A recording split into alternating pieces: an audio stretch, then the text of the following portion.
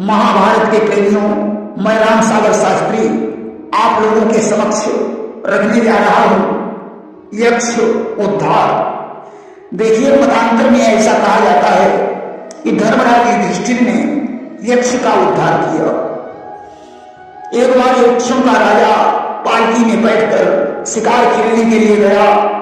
दैवयोग से जंगल में एक पालकी वाले कहार की मृत्यु हो गई। यक्ष के नौकर जंगल से एक संत को पकड़ लाए और उसे पालकी में मचा दिया।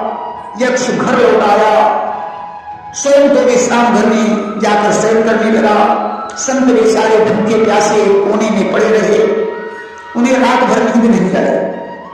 रात्रि के पहले पहर पर राजा ने जाग कर पूछा कि इस समय कौन जाग रहा है। कि प्रथम पहर पर जाग कर रह न सका वह मौन, पूछा उसने इस समय जाग रहा है कौन। संत ने उत्तर दिया, जो पुरुष इस संसार को दुख का कारण समझता है वही जाग रहा है, बाकी सब सो रहे। कि जा नहीं जा जब दुख समाजा, और सो जा गई सोवत सब राजा। रात्रि का दूसरा पहर हुआ। राजा ने पुनः वही प्रश्न किया कि इस समय कौन जाग रहा है। संत ने उत्तर दिया, जो ज्ञान के बल से हमेशा सचेत रहता है वही जाग रहा है, बाकी संसार सो रहा है।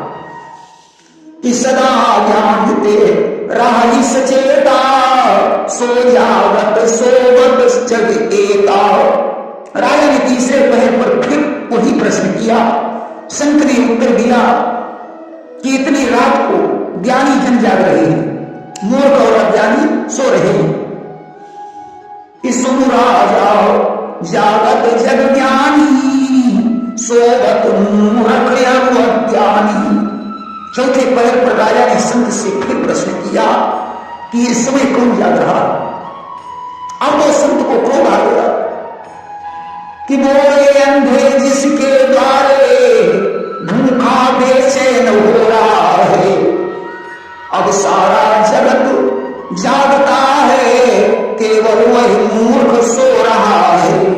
जिसके दरवाजे पर भूखा प्राणी पड़ा है वही मूर्ख सो रहा है, बाकी सभी जाग रहे। राजा ने संत से कहा, मैं भी तो जाग रहा हूं। संत ने कहा, मूर्ख राजा, इसे जागना नहीं कहते। कि जानी हतवही जीव जब जागा, जब सब विषय विकार विरागा। जीव उस समय जागता है जब संपूर्ण विषयों तथा काम क्रोध लोभ मोह मद माया मत्सर राग द्वेष से विरक्त हो जाता है। वैसे तो रात में चोर व्यभिचारी क्षुधावंत भी जागते हैं। कि जागत चोर और व्यभिचारी, जागत क्षुधावंत नर नारी। परंतु उनका जागना भी सोने के बराबर है। खास तौर से 4 लोगों को रात में नींद नहीं जाती। योगी भोगी रोगी चोरा, कि नहीं नींद परत निशिघोरा। परंतु इन 4 में योगी जन ही जागते हैं, बाकी सोए हुए हैं। कि यही जो जानी जागन योगी, और जो सब विषय विकार योगी। मैं योगी हूं इसलिए जाग रहा हूं, तू कैसे जाग सकता है। अरे स्वार्थी राजा, तुझे अपनी पालकी उठवाने की बड़ी चिंता थी। घर में आकर तू मुझे पानी भी नहीं पिला सका, इसलिए मैं तुझे साथ देता हूं, तू ग्राह बन जाएगा। रूप धर कर फल भोग त्रिसित किया हूंगा, हो जाए भंग सारा गौरव निस जीवन के उत्साहों का। कि क्रोधित हुई मुनि दीनों श्रापा, अहो ग्राह तुम अपने ही पापा। अब तो यक्षराज दौड़कर संत के चरणों में गिर पड़ा। उसने कहा, महाराज अब मेरा उद्धार कैसे होगा। संत को दया आ गई। उन्होंने कहा, द्वापर में धर्मराज युधिष्ठिर का अवतार होगा, उनके शरणों का स्पर्श करने से तुम्हारी मुक्ति हो जाएगी। राजा ने कहा, महाराज मैं धर्मराज को कैसे पहचानूंगा। संत ने कहा धर्मराज ज्ञानी पुरुष हैं, तुम उनसे प्रश्न करना, सही उत्तर मिल जाने पर समझ लेना यही धर्मराज है। आज वो यक्षराज ऋषि के हिसाब से सरोवर में ग्राह बन गया और इधर पांचों पांडव जंगल में ठहरे हुए थे। धर्मराज को एक दिन प्यास लगी, उन्होंने सहदेव से कहा जाओ सरोवर से जल भर लाओ। सहदेव ने ज्यों ही वहां पहुंचकर जल भरना चाहा, ग्राह ने निकलकर कहा पानी भरने से पहले तुम्हें मेरे प्रश्न का उत्तर देना पड़ेगा, अन्यथा तुम इस सरोवर से पानी नहीं भर सकते हो। सहदेव ने कहा पूछो। उसने कहा मुझे ये बताओ कि संसार में कौन जीवित है और कौन मरा हुआ है। सहदेव को अपनी ज्योतिष विद्या पर अभिमान था। सहदेव कहने लगे कि कहा सहदेव जियत जग सोई, ज्योतिष शास्त्र जासु कर होई। उत्तर सही नहीं मिला, ग्राह ने निकल दिया। इधर धर्मराज ने देखा सहदेव नहीं लौटे, उन्होंने नकुल को भेजा। यक्ष ने वही प्रश्न नकुल से किया। नकुल को अपनी अस्त्र विद्या पर अभिमान था और कहे नकुल जग जीवित सोई, और विद्या जाके करोई। ग्राह ने नकुल को भी निकल दिया। धर्मराज ने अर्जुन को भेजा। यक्ष ने वही प्रश्न अर्जुन से किया। अर्जुन को अपनी बाण विद्या पर अभिमान था कि कहे पार्थ जग जीवित सोई, सर्व विद्या जाके करोई। अब धर्मराज ने जब ग्राह ने अर्जुन को भी निकल लिया, तब धर्मराज ने भीम को भेजा। भीम को अपनी गदा पर अभिमान था कि कहे भीम जग जीवित सोई, अजो बलवान मनुष्य अति होई। ग्राह ने भीम को भी निकल लिया। इधर धर्मराज ने देखा जो भी जाता है वापस लौट कर नहीं जाता। आज स्वयं सरोवर पर पहुंचे। ग्राह ने जल से बाहर निकलकर पूछा कि बिना मेरे प्रश्न का उत्तर दिए हुए इस सरोवर में कोई पानी नहीं भर सकता है। कि पूछे उपास धर्म के आई, और कहू जगमा जीवित को भाई। यक्ष ने कहा पहले मुझे ये बताओ कि इस संसार में कौन जीवित है और कौन मरा हुआ है, अन्यथा तुम्हारा भी वही हाल होगा जो तुम्हारे भाइयों का हुआ है। अगर तुमने हमारे एक प्रश्न के 4 उत्तर दिए तो मैं तुम्हारे चारों भाइयों को मुक्त कर दूंगा, अन्यथा तुम्हें भी निगल लूंगा। युधिष्ठिर ने कहा अपने प्रश्न का पहला उत्तर ध्यान से सुनो कि पाप कपट जिय कबहु न जाना, अजीब ही सदा भक्त भगवाना। जो व्यक्ति पाप और कपट से रहित है, भगवान का भक्त है, वही जीवित है, बाकी सभी मरे हुए हैं। ग्राह ने कहा बात बिल्कुल सत्य है। आज उसने सहदेव को मुक्त कर दिया। धर्मराज ने कहा दूसरा उत्तर ध्यान से सुनो कि दयावंत जो परहितकारी, सो जीवित जो नर सतुराधारी। जो मनुष्य दयालु परोपकारी और सत्यनिष्ठ है वही जीवित है, बाकी सभी मरे हुए हैं। ग्राह ने कहा बिल्कुल सत्य है। आज इसने नकुल को मुक्त कर दिया। धर्मराज ने कहा तीसरा उत्तर ध्यान से सुनो कि धर्मवान गुरु भक्त सुशीला, सो जीवित गावत हरिला। जो मनुष्य धर्मवान गुरु भक्त सुशील और ईश्वर का भक्त है वही जीवित है, बाकी सब मरे हुए हैं। ग्राह ने कहा बिल्कुल सत्य है। आज उसने अर्जुन को मुक्त कर दिया।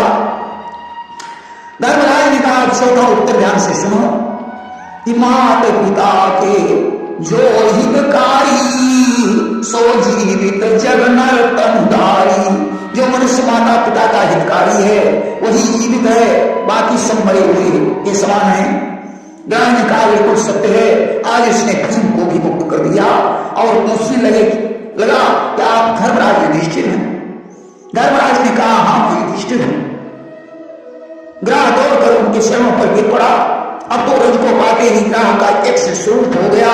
उसने कहा महाराज मैं बहुत दिनों से आपकी प्रतीक्षा कर रहा था, आज आपने मेरा उद्धार करके बहुत बड़ा उपकार किया है। धर्मराज ने कहा तुम तुम ग्राह कैसे बने? उसने आग से अंत तक सारी कहानी सुना दी। किया सेवक कभी यक्षपति था, स्वामी था एक रिसाले का, दैवात हो गया जंगल में, देहांत पालकी वाले का। उसने कहा मैं यक्षों का राजा था, एक दिन पालकी में बैठा हुआ जंगल से गुजर रहा था, गर्भ योग से मेरा एक कहार मर गया। मैंने किसी आदमी को की तलाश के लिए नौकरों को भेजा, नौकर एक संत को पकड़ लाए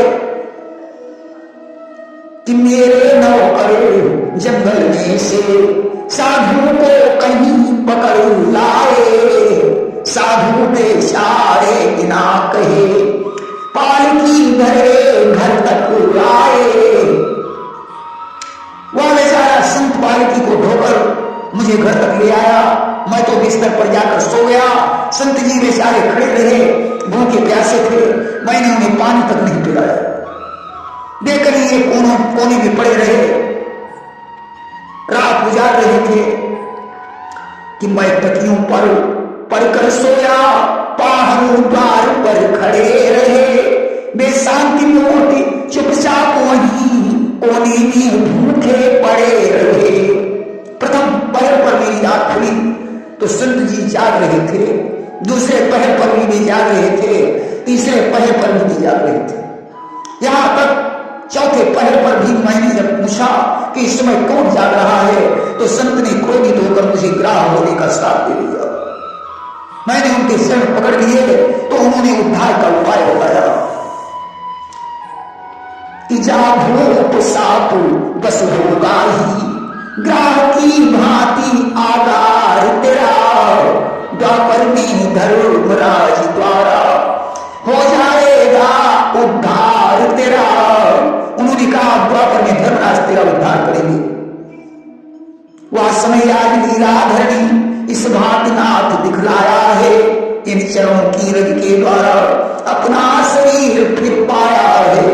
आज भगवान की ऐसी कृपा हुई कि आपकी रज पाकर मैं पुनः यक्ष बन गया। धर्मराज को प्रणाम करके यक्षराज यक्षपुर को चला गया और पांडवों ने भी उस वन को छोड़ दिया और द्वैत वन में जाकर अपना डेरा लगाया। जहां एक दिन व्यासी का आगमन हुआ, उन्होंने पांडवों के कल्याण हेतु उन्हें एक मंत्र प्रदान किया। उस मंत्र की सिद्धि के लिए अर्जुन कैलाश पर्वत पर चले गए। अनुष्ठान पूरा हो जाने पर शिव ने उन्हें किरात रूप में दर्शन दिए। भगवान शंकर ने भूत प्रेतों को कोई भील बनाया, गौरी जी को सुंदरी बनाया, सुख नाम के दैत्य को सुकर बनाया और स्वयं किरात का रूप धारण किया। सुकर के पीछे भाग खड़े हुए। सुकर अर्जुन के पास पहुंचकर घुरघुराने लगा। अर्जुन ने अपने धनुष पर बाण चढ़ाया, ज्यों संधान करना चाहा, किरात ने सावधान करते हुए कहा बाण मत चला देना, परंतु अर्जुन ने बाण चला ही दिया। बाण के चलते ही वो सुकर अदृश्य हो गया। किरात ने कहा मूर्ख, तूने मेरे शिकार को हाथ से निकाल लिया, बड़ा धनुधारी बन रहा है, देखता हूं तेरे बाणों में कितनी शक्ति है। कि अनुमानी फिर धनुआ संभाल, बार का जवाब बार होगा, उसका शिकार यदि नहीं हुआ तो अब तेरा शिकार होगा। अर्जुन ने भी आज धनुष संभाल लिया। दोनों के बीच बाण युद्ध होने लगा। धनुष की प्रत्यंचा टूट गई। अर्जुन तलवार लेकर किरात पर दौड़े, परंतु तलवार टूटकर पृथ्वी पर गिर गई। मल्ल युद्ध होने लगा, परंतु किरात के ऊपर धनुषों का कोई प्रभाव नहीं पड़ा। किरात ने हल्का सा भूसा अर्जुन को मार दिया।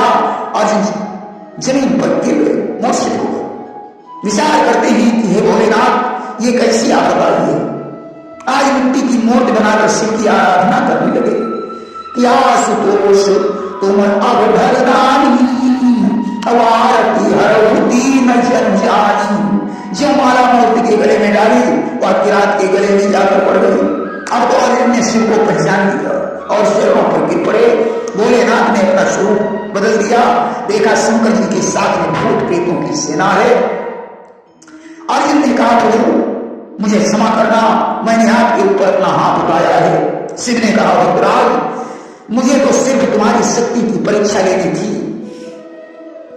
कि मुस्कुराकर शिव ने कहा घबरा मत बलवान, केवल तेरी शक्ति की करनी थी पहचान।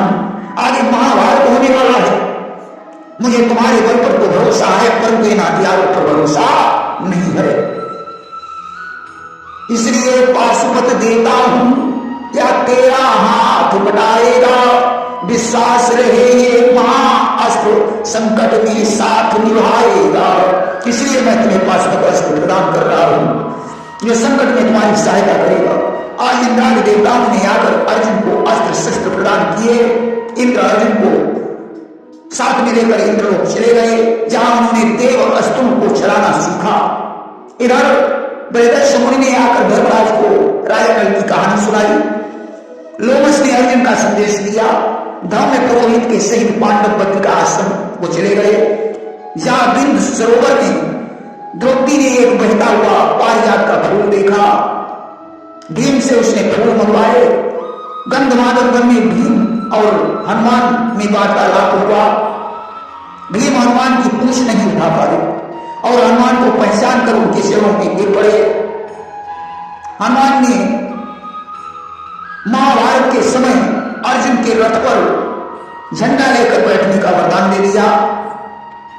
इधर घटोत्कच की पीठ पर बैठकर तीनों पांडव गंधमादन में गए। वहीं भीम ने जरा नामक दैत्य का संहार किया और बद्रिकाश्रम को लौटाए। उधर अर्जुन ने देवताओं के शत्रुओं का विनाश कर दिया। एक दिन उर्वशी अर्जुन पर मोहित हो गई। वह काम भाव से अर्धरात्रि को उनके पास पहुंची। अर्जुन ने उसे माता कहकर संबोधित किया। उर्वशी ने अर्जुन को नपुंसक होने का श्राप दे दिया। इंद्र ने उर्वशी से श्राप का परिहार करने को कहा तो उर्वशी ने कह दिया कि यह श्राप सिर्फ 13वें वर्ष के लिए है। अर्जुन इंद्र के पास से विदा होकर धर्मराज के पास आ गए। इधर दुर्योधन को पता चला कि पांडवगण इस समय काम्यक वन में निवास कर रहे हैं। उसने कर्ण दुशासन आदि को लेकर काम्यक वन को प्रस्थान कर दिया, जहां एक सरोवर में चित्ररथ गंधर्व अपनी पत्नी सहित जल क्रीड़ा कर रहा था। दुर्योधन को देखकर उसकी पत्नी लज्जित हो गई। चित्ररथ ने डांट कर कहा, दुष्ट तू इस वन में क्या कर रहा है। दुर्योधन बोला, जवाब जवान संभाल कर बात करो, मैं इधर पांडवों की तलाश में आया हूं, इसलिए बीच में रोना मत बनो।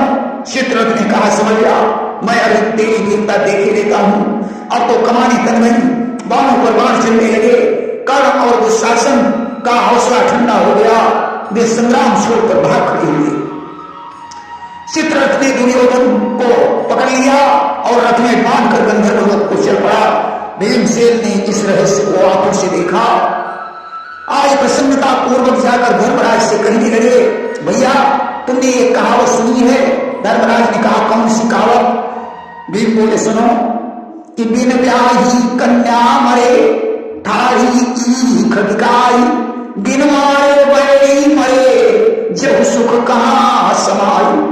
बिना ब्याही कन्या मर जाए, बिना काटे साटे ईख बिक जाए और बिना मारे बैरी मर जाए, इससे बड़ा कोई सुख हो ही नहीं सकता।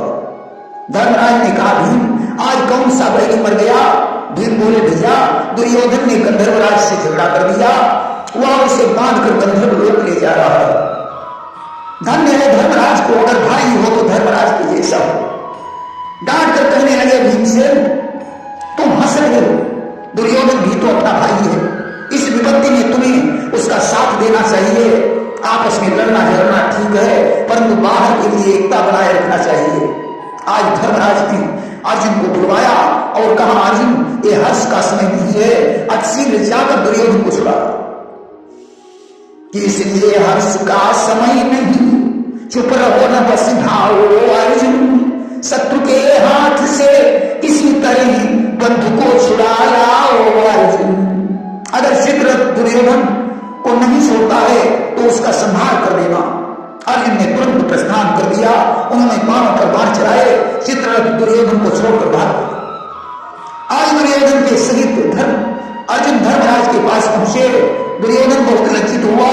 उसने कहा, धर्मराज ऐसा करो, तुम अर्जुन से कहो कि वो हमसे कोई वरदान मांगे, क्योंकि ये कहावत कही जाती है कि धन जन जीवन धाम ले तन मन प्राण, पर न किसी को दैव दे दुश्मन का एहसान। भले ही विधाता ये जीवन ले ले, परंतु कभी किसी को दुश्मन का एहसान न दे। धर्मराज ने कहा, भैया दुर्योधन, मैं तुम्हें दुश्मन कहां समझता हूं, तुम तो हमारे भाई हो, और भाई के ऊपर कोई एहसान कर दे तो वो एहसान नहीं कहा जाता है। परंतु दुर्योधन नहीं माना। उसने अर्जुन से कहा, तुम मुझसे एक वरदान मांग करो, इस ऋण से मुक्त करो। अर्जुन ने कहा, कोई बात नहीं, ये वरदान उधार रहेगा, समय आने पर मांगूंगा। दुर्योधन लज्जित होकर हस्तिनापुर लौट आया। इधर एक दिन सरोवर में स्नान करने गई द्रौपदी का जयद्रथ ने हरण किया। भीम और अर्जुन उसे बांधकर धर्मराज के पास लाए।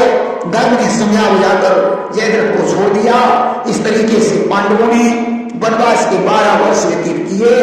प्रेम से वृंदावन बिहारी लाल की जय।